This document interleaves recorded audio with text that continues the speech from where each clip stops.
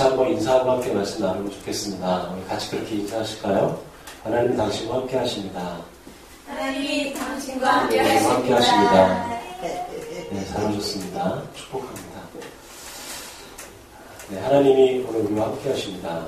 주님께서 말씀으로 우리와 함께 하신다는 것을 믿음으로 신뢰하면서 특히 로마서 17번째 말씀, 나를 하나님께 드리라는 말씀으로 함께 하나님 말씀 나누도록 하겠습니다. 로마서 6장 12절부터 14절까지의 말씀을 가지고 저희가 함께 나누도록 하실 텐데요. 지난 시간 저희가 로마서 이전 말씀을 나눴던 걸 혹시 기억하십니까? 지난 시간에 저희가 어떤 하나의 이야기를 했냐면 세례라는 것에 대해서 함께 이야기했죠. 세례라는 것이 무엇인가? 믿는 자들이 세례를 통해서 예수 그리스도와 합해서 죄에 대해서는 이미 그리스도와 함께 죽었다라는 것을 보여주는 것. 그것이 세례다. 또 그리스도와 함께 다시 살아나는 것. 그것을 우리가 눈으로 잘 안 보이니까 실제로 죽고 살고 이런 것들이 보이지 않잖아요. 그렇기 때문에 세례가 그런 것을 의미하는 것이 아니냐. 이미 우리가 그리스도와 함께 죄에 대해 죽은 존재지 않느냐. 다시 그리스도와 함께 영원한 새 생명 가운데 살아난 존재지 않는가라고 사도 바울은 이야기하였습니다. 6장 4절에 보시면 이런 말씀이 있습니다. 그러므로 우리가 그의 죽으심과 합하여 세례를 받음으로 그와 함께 장사되었나니 이는 아버지의 영광으로 말미암아 그리스도를 죽은 자 가운데서 살리심과 같이 우리로 또한 새 생명 가운데서 행하게 하려 함이라. 맞아요. 여러분, 물론 세례가 하나님이 주시는 아주 은혜가 있습니다. 하나님과 온전히 하나 되는 아주 깊은 은혜가 있습니다. 그럼에도 불구하고 세례가 구원의 어떤 절대적인 조건은 아니라는 것이죠. 세례라는 것은 다시 말씀드리지만 우리가 이제는 더 이상 죄의 종노릇하는 존재가 아니라는 것을 주님께서 보여주시는 바로 이게 눈으로 볼 수 있는 가시적인 그러한 하나님의 사인인 것이죠. 오늘 말씀은 바로 그 말씀 이후에 사도 바울이 그렇다면 이미 죄에 대해서 죽었고 그리스도와 함께 새 생명 가운데 살아있는 자들이 오늘 믿는 자들이라면 그러면 그것은 구체적으로 어떻게 알 수 있고 그것은 그러면 믿는 자들이 어떻게 사는 것을 의미하는가 라는 이야기를 계속해서 6장 12절부터 14절까지 사도 바울이 하고 있는 것입니다. 여러분, 맞아요. 신앙의 가장 중요한 건 뭐냐면 믿는 것이 어떻게 내 삶 속에서 이렇게 행해지느냐라는 것입니다. 그래서 신앙은 교회에서 증명되는 것이 아니에요. 그 사람의 신앙은. 그 사람의 신앙은 삶 속에서 그 사람의 신앙이 정말 주님이 기뻐하시는 신앙인지 그렇지 않은지 든든한 신앙인지 반석위에 선 신앙인지 아니면 그냥 입술로만 그냥 신앙인 것 같은 모습인지를 삶 속에서 증명해 보이는 것입니다. 여러분, 설교는 이 강대상에서만 끝나는 게 아니에요. 설교는 강대상에서 내려가서 삶 속에서 그 말씀을 붙잡고 살아가는 과정이 그것이 진정한 설교의 더 깊은 중요한 부분이라는 것입니다. 맞아요. 오늘 말씀은 바로 그걸 얘기하는 겁니다. 그렇다면 죄에 대해 죽은 우리가 어떻게 살아가는가? 그리스도와 함께 사는 우리가 어떻게 주님과 함께 사는 것인가를 사도 바울은 너무나 간곡하게 이야기하고 있는 것입니다. 믿는 자들이 죄에 대해서 죽었다라고 사도 바울이 이야기함에도 불구하고 여전히 우리 마음속에 해결되지 않는 문제가 뭐냐면 이런 부분이에요. 여전히 내가 죄에 대해서 죽었고 죄와 무관하고 여전히 죄에서 주님께서 우리를 구원해 주셨다는 걸 믿음에도 불구하고 여전히 나는 죄 가운데 있는 사람이다라는 것입니다. 그러니까 죄에서 분명히 죽었다고 하는데 이상한 건 나는 여전히 오늘도 어떻게 해요? 죄를 범하고 있다라는 사실인 거죠. 분명히 주님께서는 사도 바울을 통해서 십자가에서 내가 그리스도와 함께 죄에 대해 죽었다라고 말씀하시는데 내가 나의 모습을 보면 죽은 것 같지 않다라는 거지. 여전히 화나고 여전히 악하고 여전히 거짓말하고 여전히 분노하고 여전히 많은 것들이 죄에 넘어지는 모습들이 우리 안에 있다라는 것입니다. 말이 안 되는 거 아니냐? 도대체 왜 그런가? 하면서 이야기하고 있는 부분이 바로 12절입니다. 우리 12절 같이 한번 읽어보도록 하겠습니다. 그러므로 너희는 죄가 너희 주 몸을 지배하지 못하게 하여 몸의 사역에 순종하지 말고. 아멘. 맞아요. 사도 바울은 그것을 알았습니다. 사도 바울도 분명히 그렇게 얘기해요. 내가 원하는 바 선을 행하는 것을 주님께 원하지만 원치 않는 것만 내 안에 가득하다라고 말하는, 이게 여러분 이해가 가십니까? 주님을 믿긴 믿는데 내 안에 원하지 않는 수많은 악들만 존재한다라는 것입니다. 그런 것들이 계속해서 사도 바울 안에도 지속적으로 있었다는 거죠. 근데 그런 이유가 무엇인가라는 것을 사도 바울이 12절에서 너무나 분명하게 얘기하고 있습니다. 그것이 무엇일까요? 12절 말씀을 보면 그 이유를 육체의 사역에 나를 맡기기 때문이다라고 말씀하고 계십니다. 한번 찾아볼까요? 육체의 사역에 나를 맡기기 때문입니다. 좀 어렵죠, 많이. 이 말을, 이 구절을 공동번역에서 보면 이렇게 번역하고 있습니다. 그러므로 결코 죽어버릴 육체의 욕망에 굴복하지 마십시오. 그래야 죄의 지배를 받지 않을 것입니다. 육체의 사역이라는 이 표현이 뭐냐면 mortal body라고 적혀 있어요. 뭐냐면 원래는 유골이라는 뜻이에요. 그러니까 죽어버린 몸이라는 뜻이겠죠. 근데 이게 어떤 의미인가 하면 영원하지 않는, 언젠가는 반드시 죽게 되는 그러한 육체의 욕망에 굴복하지 말라라는 것입니다. 왜 많은 사람들이 죄에 대해서 분명히 그리스도를 믿음으로 죽었음에도 불구하고 우리가 왜 여전히 죄 가운데, 똑같은 죄, 반복적인 죄 가운데 넘어지고 믿음과 행함이 분리되는가? 사도 바울은 그 결정적인 이유에 대해서 무엇이라 얘기했냐면 바로 육체의 사욕에 굴복되어버리기 때문이다라는 거예요. 죄에 대해 죽었는데 여전히 썩어질 이 육체의 즐거움과 쾌락과 욕망을 위해서 어떻게 하는 거예요? 나를 그냥 내팽개치기 때문에, 그렇기 때문에 여전히 하나님을 믿음에도 불구하고 죄가 우리 가운데 계속해서 있다라는 것을 사도 바울이 얘기하고 있는 것입니다. 이 말은 좀 더 설명을 이렇습니다. 화가 날 수 있어요. 근데 화가 날 수 있지만 그 화에 굴복하지는 말라는 거예요. 무슨 말인지 이해가 되세요? 욕망이 일어날 수가 있어요. 욕망이 일어날 수 있습니다. 근데 그 욕망 때문에 내가 넘어지지 말라는 거예요. 참 도저히 불가능해 보이는 일처럼 들리죠. 화가 나는데 그 화 때문에 내가 스스로를 굴복하지, 넘어지지 말라라는 것이죠. 맞아요. 사도 바울은 화를 내지 말라라고 얘기하는 게 아니에요.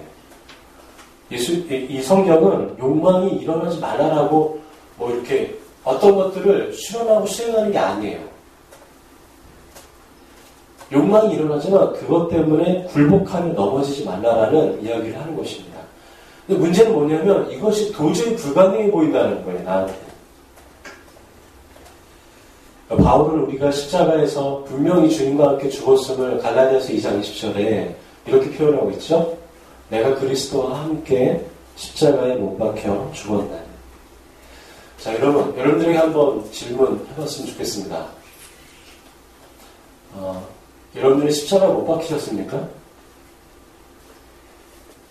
그냥 얘기하시면 됩니다. 속으로. 우리 지은이는 십자가에 못 박혔니? 우리 복음학교를 다 많이 갔다 왔는데, 네. 복음학교를 다녀오면 십자가에 못 박힐까요? 박힐 수도 있고 안 박힐 수도 있지요. 자, 여러분 십자가에 못 박히셨습니까? 네. 대답하기 쑥스러우신가 보세요. 제가 대답을 해드릴까요? 여러분들은 십자가에 못 박히지 않았습니다. 전혀 못 박히지 않았어요. 왜 그럴까요? 여러분, 예수님이 십자가 근처에도 못 가봤잖아요. 십자가를 본 적 있으십니까? 예수님이 내가 그리스도와 함께 십자가에 못 박혀 죽었다고 하는데 그리스도, 그러니까 예수님께서 박히신 십자가를 만드는 곳 있어요? 그 십자가의 근처로 가보셨나요? 그 십자가를 여러분 보기는 해보셨나요? 아니잖아요. 못 하잖아요. 가보지도 못했잖아요. 십자가 목걸이는 할 수 있지만 십자가에 여러분 못 박힌 적 없잖아요. 솔직히 그렇잖아요. 자, 그런데 성경은 뭐라고 얘기할까요? 내가 십자가에 못 박혔다라고 얘기하는 것입니다. 무슨 말일까요? 나는 못 박히지 않았어요. 그런데 주님께서 얘기하는 건 뭐예요? 나는 못 박혔다는 거예요. 그리고 제가 불변을 말하는 게 아니라 실제로 그렇잖아요. 여러분 못 박히지 않았잖아요. 여러분들이 십자가에 정말 못 박혔으면 이럴 수가 없는 거예요. 이렇게 살 수는 없는 겁니다. 여러분, 내가 못 박히지 않고 내가 죽지 않았는데 주님께서 우리에게 하신 말씀은 무엇이라고요? 그리스도와 함께 못 박혔고 그리스도와 함께 죽었다라고 얘기하는 것이죠. 이게 무슨 의미냐라는 말입니다. 그냥 믿어요? 성경이니까? 앞뒤도 없이? 무슨 말일까요? 지우리가 이번 주에 폐렴 때문에 급작스럽게 화요일날, 수요일날 새벽이네요. 수요일날 새벽에 입원했습니다. 아이가 입원을 하니까 참 어려운 부분이 있더라고요. 그 중에 제일 어려운 게 뭐냐면, 이 수행이라고 하나요? 이거. 발에 꽂는 거. 그걸 꽂는 거. 어른들은 그냥 꽂는데, 워낙 애니까 이게 안 보이는 거죠. 몇 번을 아마 찔렀던 것 같아요. 보지는 못했지만. 여러분, 그 수액을, 정맥주사라고 하는 그 수액을 왜 꽂냐면, 그 정맥주사를 통해서, 이제 예를 들면 항생제라든지, 염증을 가라앉힌 항생제라든지, 그 다음에 어떤 먹기 힘든 약이라든지, 어떤 이런 것들, 수분 이런 것들을 정맥주사를 통해서 계속 공급하잖아요. 제가 그걸 보면서 이 갈라디아서 2장 20절 또 오늘 있는 로마서 6장의 말씀을 생각하게 됐어요. 여러분, 죽지 않았어요. 난 십자가에 못 박히지 않았단 말이에요. 내가 죄에서 더 이상 죽지 않았어. 그런데 주님께서 우리에게 죽었다고 얘기하는 뭘까요? 여러분, 지우리의 폐렴에 걸려서 이 폐염증이 있는 그 폐염증을 없애기 위해서 지우리가 할 수 있는 게 뭐였을까요? 물론 그렇죠. 근데 그 치료받는 게 지우리가 할 수 있는 게 뭐냐 이 말이에요. 지우리가 스스로 자기가 이 폐염증을 제거하기 위해서, 없애기 위해서 지우리라는 이 아이가 스스로 할 수 있는 게 뭘까요? 단 한 가지밖에 없었어요. 그게 뭘까요? 정맥주사 그냥 꽂고 있는 거죠. 제가 자기 이거를 열어가지고 염증을 이렇게 하고 이게 할 수 없었어요. 스스로 약도 못 먹거든요. 오직 할 수 있는 유일한 게 뭘까요? 아니, 어찌 보면 그것도 본인이 할 수 있는 게 아니죠. 근데 걔가 할 수 있는 유일한 건 뭐냐면 이 수액을 자기 팔에 어떻게 하는 거예요? 그냥 꽂고 있는 거예요. 그거 말고는 이 자신의 폐염증을 없애기 위해서 할 수 있는 게 아무것도 없어요. 여러분, 죄의 염증을 없애기 위해서 여러분들이 할 수 있는 게 뭐가 있을까요? 여러분들이 죄를 근본적으로 해결하기 위해서 여러분들이 할 수 있는 게 뭐가 있을까요? 아니에요. 성경은 뭐라고 얘기하는지 아세요? 아무것도 할 수 없다라고 그래요. 단지 우리가 할 수 있는 건 뭐예요? 수액을 내 팔에 꽂고 그냥 있는 것처럼 어떻게 하는 거예요? 꽂는다는 건 뭐예요? 예수님이 십자가에 달려 죽으셨다라는 그 사실 있잖아요. 그 일 있잖아요. 그거를 수액을 내 몸에 꽂듯이 믿음으로 받아들이는 것밖에 없어요. 자, 그럼 어떻게 돼요? 수액을 통해서 뭐가 들어갈까요? 항생제라는 게 들어가요. 그러면 이 염증은 누가 없애는 거예요? 어떤 게 그 항생제가 없애는 거예요. 그 약이, 투여된 약이 없어요. 여러분, 이 항생제와 약은 뭔지 아세요? 예수 그리스도 십자가의 사랑입니다. 예수 그리스도만이 죄의 염증을 제거하실 수가 있는 거예요. 예수 그리스도만이 아픈 그 죄의 고통을 깨끗하게 치료하실 수 있는 분이신 거예요. 우리가 할 수 있는 건 없어요. 우리가 할 수 있는 유일한 건 믿음으로 받아들이는 거예요. 여러분, 그래서 주님께서 뭐라고 얘기하시는 거예요? 내가 죽지 않았어요. 난 주님의 십자가를 본 적도 없어. 그런데 그 사건을 믿음으로, 아멘으로 받아들이고 고백하잖아요. 수에 꽂듯이 그거를 나에게 연결시키잖아요. 내가 받아들이잖아요. 그럼 어떻게 얘기하신다는 거예요? 아, 네가 그리스도와 함께 죽었구나 라고 간주해 주신다는 거예요. 카운터, 그렇게 계산하시고 그렇게 지불해 주신다는 거예요. 여러분, 그렇지 않으면 여러분들이 십자가에 죽어야 되는 거예요. 여러분들 그거를 지불해야 되는 거예요. 아니에요. 우리는 그냥 수에 꽂듯이 받아들이면 돼요. 그것이 죄에 대해서 그리스도와 함께 죽었다는 의미입니다. 여러분 좀 이해가 되세요? 이해가 되시면 끄떡여 보세요. 네. 우리 다 같이 13절 한번 읽어보도록 하겠습니다. 시작. 또한 너희 지체를 불의의 무기로 죄에게 내주지 말고 오직 너희 자신을 죽은 자 가운데서 살아난 자같이 하나님께 드리며 너희 지체를 의의 무기로 하나님께 드리라. 아멘. 맞아요. 자, 여러분, 그렇다면 수액을 내 몸에 꽂듯이 믿음으로 받아들이면 된다고 말씀드렸잖아요. 그러면 구체적으로 믿음으로 받아들인다는 것이 무엇이냐는 얘기입니다. 저는 오늘 말씀을 보면서 그것이 이것이다라고 생각한 게 뭐냐면, 믿음으로 받아들인다는 뜻은 뭐냐면 따라보겠습니다. 저항. 다시 한번 저항. 한 번 더 죄에 대한 저항. 죄에 대한 저항.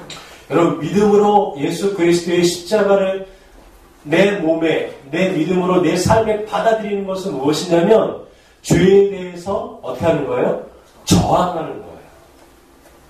믿음이 우리 가운데 들어오잖아요. 우리에게 일어나는 아주 중요한 현상은 뭐예요? 저항하는 거예요. 죄를 어떻게 하는 거예요? 거부하는 거예요. 죄가 싫은 거예요. 죄에 대해서 설령 내가 그 죄 때문에 넘어졌잖아요. 그럼 그 죄 때문에 가슴 아픈 거예요. 그 죄가 너무너무 미운 거죠. 나를 넘어뜨리게 하는 그 죄가 너무너무 고통스럽고 싫은 거예요. 전에는 안 그랬어요. 믿음이 없을 때. 전에는 어떻게 했어요? 전에는 죄가 아무렇지 않았어요. 그런데 예수님을 믿으니까 어떻게 되는 거예요? 예수님을 믿기 때문에 그 죄가 나에게 부담이 되는 거예요. 고통스러워지는 거죠. 죄에 대해 저항하게 된다는 얘기입니다. 십자가의 은혜에 연결되니까 믿음으로 받아들이니까 그렇게 되니까 어떻게 되는 거예요? 바로 죄에 대한 저항감을 느끼게 되는 거예요. 여러분들이 요즘에 죄에 대해서 혹시 그런 저항감을 느끼고 계십니까? 죄를 짓는 것이 여러분 너무 자연스러워지지 않습니까? 아니, 죄까지는 아닐지라도 여러분 혹시 이렇게 주일날 예배 늦게 오는 것이나 이런 것들이 여러분들에게 이제 좀 편해지지 않으세요? 여러분 불편해져야 됩니다. 죄에 대해서 또 내가 느껴지는 모든 것들에 대해서 저항감을 느껴야 되는 거예요. 왜? 그것이 믿음으로 받아들인 자들에게 일어나는 자연스러운 결과이기 때문이에요. 여러분, 우리가 죄를 해결하기 위해서 할 수 있는 것은 근본적으로 아무것도 없다라고 제가 말씀드렸습니다. 그래서 믿음으로 십자가를 받아들여야 하고 믿음으로 십자가를 받아들인다라는 말은 오늘 우리의 삶 속에서 죄에 대해서 저항하는 거예요. 그 죄를 가지고 어떻게 하는 거예요? 날마다 죄 저항하며 주님의 십자가 앞에 그 죄를 날마다 내어놓는 거예요. 그래서 믿음을 가진 사람들의 특징은 뭘까요? 회개하는 자. 믿음을 가진 사람들의 특징은 날마다 주님 앞에 진심으로 회개하며 나아가는 자. 여러분, 예배의 첫 번째 관문은 뭘까요? 기쁨? 아니에요. 주님 앞에 나의 죄를 그분께 가지고 나아가는 과정이 제일 먼저인 거예요. 십자가 앞에 믿음으로 나아가는 것이 제일 중요한 것입니다. 주님의 보혈로 날마다 나의 육체의 소욕을 주님 앞에 고백하는 것이 필요합니다. 오늘 말씀은 죄에 대해서 이렇게 이야기하고 있습니다. 죄에게 기회를 주지 말라고 이야기합니다. 여러분, 죄에게 기회를 주지 말라라는 말은 무슨 의미일까요? 우리는 언제나 죄에 대해서 노출되어 있습니다. 어떤 순간에서도 우리는 죄에 대해서 노출되어 있는 그런 순간입니다. 그래서 우리는 매 순간 그분의 십자가 앞에 나아가야 하는 것입니다. 정말 믿음이 있다는 것은 죄가 없다는 것을 뜻하는 게 아니에요. 정말 믿음 있는 사람들의 특징은 상한 마음을 가지고 주님의 십자가 앞에 믿음으로 나아가는 사람들이. 그래서 주님은 상한 마음을 가진 자들을 찾으시는 거죠. 저는 여름철이 사실 솔직히 두렵습니다. 그래서 저는 운전할 때가 사실 두렵습니다. 왜냐하면 여름철이 되면 수많은 젊은 여자들이 짧은 미니스커트를 입고 다니기 때문입니다. 그래서 저는 두렵습니다. 안 보이려고 해도 자꾸 눈이 가요. 저는 그럴 때마다 아내에게 전화를 하고자 합니다. 저는 물방울길에서 혼자 있을 때 혹시 그런 생각이 저에게 조금이라도 들어오게 되면 저는 바로 영상통화로 제 아내에게 또 제 딸에게 전화를 합니다. 제가 종종 전화했었던 그런 시기가 있습니다. 많이는 아니에요. 종종 합니다. 부인은 모르죠. 지은이는 모릅니다. 저는 운전할 때마다 두렵습니다. 저는 그럴 때마다 운전할 때마다 또 화가 나고 분노가 일어나는 순간마다 저는 이 분노의 에너지를 설거지를 해야지 하는 마음으로 자꾸 분노의 에너지를 다른 곳에 쓰고자 기도하고 있습니다. 설거지를 저는 하려고 노력하고 있습니다. 여러분, 이게 제 모습이고 제 수준입니다. 그런데요, 저는 이렇게라도 해서 주에게 기회를 주고 싶지가 않습니다. 제가 유치하지만 그러나 그것이 그렇게 전화를 하고 그렇게 하면서까지라도 저는 잠시라도 주에게 기회를 주고 싶지 않습니다. 왜? 나는 이미 죄에 대해서 죽은 자라고 주님께서 말씀하시기 때문에. 여러분, 죄에게 기회를 주지 마십시오. 그냥 나는 죄하고 상관없네, 이 죄는 괜찮네 라고 그냥 죄에게 기회를 주지 마세요. 작은 죄가 더 큰 죄를 낳고 그 죄로 인해서 나중에는 결국에는 다시 돌이킬 수 없는 상황까지 다가오기 때문이죠. 문제는 그렇습니다. 이런 모든 것을 다 알매도 불구하고 정말 큰 문제는 무엇이냐면 이게 어렵다라는 얘기죠. 이것이 어렵다라는 것입니다. 왜 그럴까요? 죄 가운데 있을 때는 아무것도 일어나지 않아요. 아무것도 생각이 안 납니다. 한창 죄를 생각하고 죄를 묵상하고 죄 가운데 내가 막 달려가는 순간에는 어떻게 되는 거예요? 그 어떤 브레이크도 작동하지 않는다는 것을 우리가 알고 있기 때문이에요. 그래서 바울이 더 강력하게 말하는 것이 있습니다. 그것이 무엇이냐면 이겁니다. 너희 지체를 하나님께 드리라 라고 얘기합니다. 단순히 믿음으로 받아들이라 라는 것을 뛰어넘어서 그 믿음으로 받아들이는 것이 실제로 너무 어려운데 그러면 어떻게 해야 되느냐라고 하면 바울이 더 강력하고 긍정적으로 아주 강하게 얘기하는 것이 무엇이냐면 따라보겠습니다. 하나님께 나를 드리라. 다시 한번 하나님께 나를 드리라. 맞아요. 나를 하나님께 드린다는 것이 무슨 의미일까요? 여러분, 여러분들의 삶을 하나님께 드린다는 것이 어떤 의미겠습니까? 오늘도 이 하루를 하나님께 드린다는 것이 무엇일까요? 그것은 바로 이것입니다. 내가 내 주인이 아니라는 거예요. 내가 나를 하나님께 드린다는 것은 누가 주인이라는 겁니까? 하나님이 나의 주인이시라는 얘기예요. 그래서 나를 하나님께 드리라는 얘기입니다. 여러분, 질문하겠습니다. 하나님이 여러분들의 정말 주인이십니까? 하나님이 여러분들의 정말 주인이십니까? 하나님이 여러분들의 가정의 주인이세요? 하나님이 여러분들의 시간의 주인이십니까? 하나님이 여러분들의 재능의 주인이세요? 하나님이 여러분들의 지갑의 주인이십니까? 하나님이 여러분들의 비전과 앞날과 목표의 주인이십니까? 정말 주인이라면 정말 주인처럼 하나님을 대우해 드립니까? 오늘 우리의 가장 큰 아픔은 무엇일까요? 하나님이 주인이나 말하면서 내가 주인이 되는 것이 우리의 가장 쓰라린 아픔이요 고통인 것입니다. 내 삶, 내 재능, 내 돈, 내 가정, 내 꿈, 내 비전이 심지어는 내가 믿는 이 신앙까지도 모두 하나님이 주인이 아니고 내가 주인이고 주인이 나를 위해서 존재한다라고 생각할 때 그때 우리는 다시금 죄에 대해서 넘어질 수밖에 없는 것이죠. 사도 바울은 그것을 알고 있었어요. 그래서 끊임없이 강력하게 하나님께 나를 드리라라고 말씀하십니다. 하나님께 나를 드리라.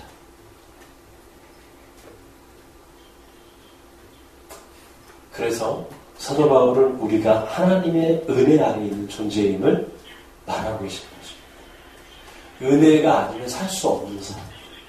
하나님께 나를 드려야 살 수 있는 사람. 우리 14절 한번 읽어보실까요?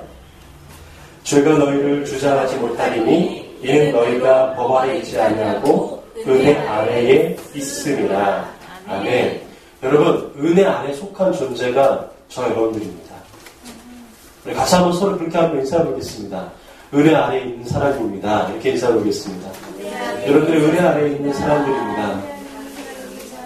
맞아요. 은혜 아래에 있는 사람들입니다. 그래서 죄를 버려야 은혜 아래에 살 수 있는 거예요. 하나님의 사랑으로 살려면 오늘 우리는 십자가 앞에 우리의 죄를 버려야 돼요. 죄에게 기회를 주지 말아야 되는 거예요. 그러면 우리는 죄를 버리지 못하죠. 끊임없이 죄를 간직하고 있습니다. 그러나 주님께서는 우리에게 그런 우리의 모습에도 불구하고 그런 우리의 약함을 기억하고 계세요. 그래서 우리는 주님 앞에 나아가야 되는 거예요. 끊임없이 주님 앞에 연약한 마음, 죄 때문에 아픈 마음을 가지고 주님께 나아가고 그리고 날마다 하나님께 나를 드리고 그분이 나의 주인임을 믿음으로 인정하며 살아가는 일들이 우리 가운데 있어야 되는 것입니다. 날마다 하나님께 나를 드리는 믿음으로 여러분 살기를 소망하고 축복합니다. 하나님께 나를 드리고 하나님께 나의 것을 드리고 하나님께 오늘 나의 삶을 드리는 믿음의 일들이 있기를 소망하고 축복합니다. 우리 잠시 함께 기도하겠습니다.